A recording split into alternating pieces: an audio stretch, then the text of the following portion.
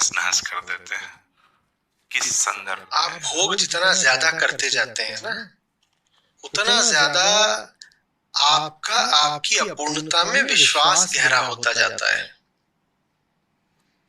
एक स्तर का भोग आपको अगले स्तर के भोग की ओर उन्मुख करता है, क्योंकि पिछले वाले से काम तो बना नहीं होता ना। तो क्या करोगे? उससे और ज्यादा बड़ी खुराक चाहिए।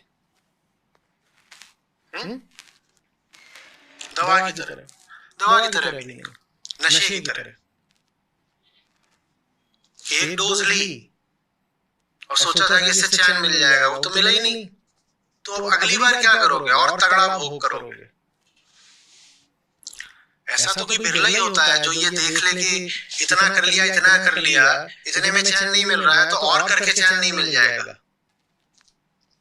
इस तरह की इंडक्टिव रीजनिंग ज्यादा लोगों के पास नहीं होती। ज्यादा लोगों के पास ये होता है कि चैन इसलिए नहीं मिला क्योंकि भोग अभी कम है। तो जब अभी तक जितना भोगा होता है उनको दिखता है व्यर्थ गया है, तो तर्क ये देते हैं वो व्यर्थ इसलिए गया है क्योंकि अभी तक कम भोगा है। जैसे कि कोई जा रहा हो गलत दिशा में और मंजिल मिल ना रही हो, तो अपने आप को तर्क ये दे कि मंजिल इसलिए नहीं मिल रही क्योंकि गति धीमी है। कोई गलत दिशा में जा रहा है, मंजिल मिल नहीं रही, तो उसने अपने आप को तर्क ये दिया कि गति धीमी है। तो उसने गलत दिशा में ही गति अब और तेज कर दी, अभी भी मंजिल नहीं मिली। तो उसने तर्क ये दिया कि अरे गति अभी भी कम है, और तेजी से दौड़ो।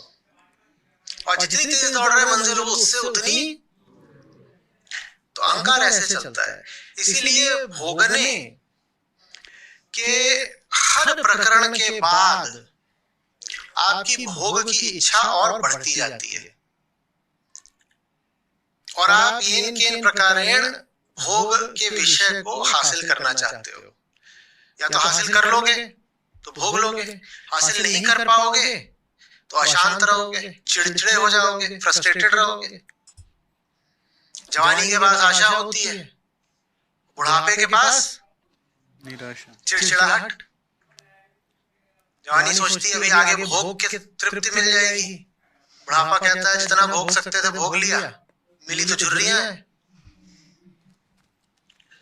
यही वजह है कि बिना वजह के भी आप जवान लोगों को खिलखिलाता पाते हो। इसको आप बोलते हो ना यूथफुल स्पिरिट। वो और कुछ नहीं है, वो बस आशा है। Lot of hope coming my way.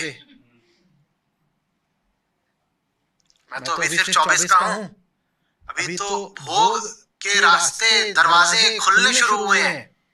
बहुत कुछ है जो आने वाला है अगले 10-15 सालों में मेरी तरफ। यही 24 वाला जब 74 का हो जाता है तो मुंह ऐसा हो जाता है जैसे सड़ा बेर। जितने दरवाजे खुल सकते थे सब खुल भी गए, कुछ नहीं खोले उन पर सर पटक लिया। मैंने जो जो कर सकते थे सब कर लिया और मिला। अब ये दिख रहा है कि जीने को अब 2-4 साल बचे हो तो बचे हो, शायद वो भी ना बचे हो। बहुत बढ़िया है ना ऋषि भरतहरि का।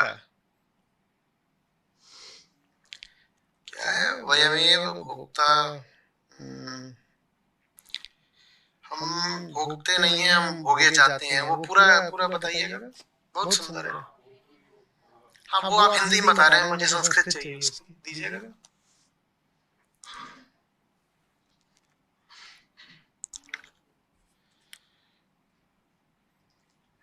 चार पंक्तियां हैं उसमें, बहुत सुंदर है। पर वो बात जवानी में नहीं समझ में आती। जवानी में ये लगता है कि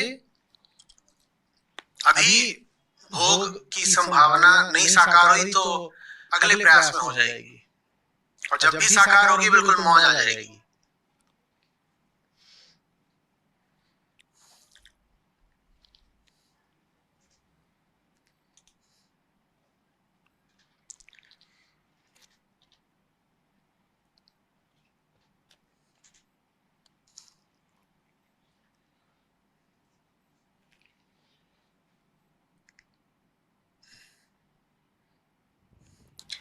काल नहीं बीतता, हम बीत जाते हैं।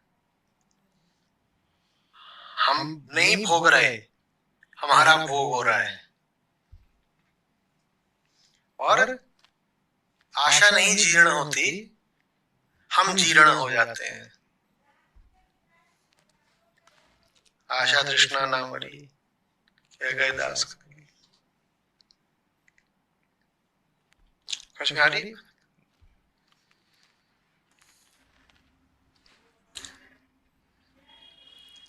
पिछले अपने सारे अनुभवों से अगर आप ये देख लो कि अगला अनुभव भी पिछले अनुभवों का विस्तार ही है, तब तो ठीक है। नहीं तो आमतौर पर यह होता है कि पिछले अनुभवों की असफलता अगले विफल अनुभव की बुनियाद बन जाती है। पिछली असफलताएं अगली असफलता का कारण बन जाती हैं। मिल गया तुम्हें?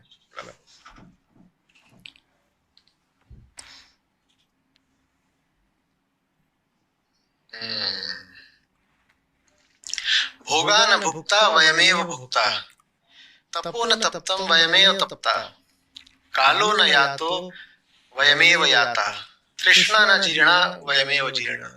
तृष्णा जीर्ण नहीं होती, हम जीर्ण हो जाते हैं। कालो न यातो वयमेव याता, काल नहीं बीतता, हम बीत जाते हैं।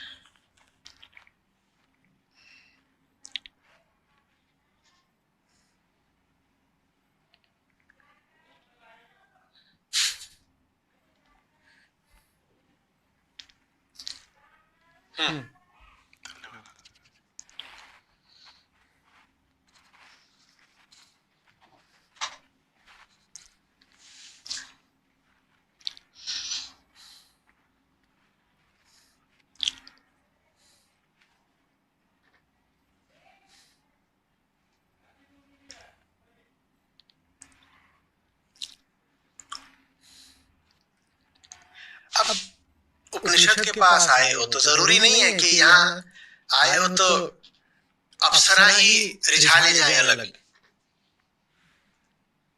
नींद भी अप्सरा है, समझो बात को।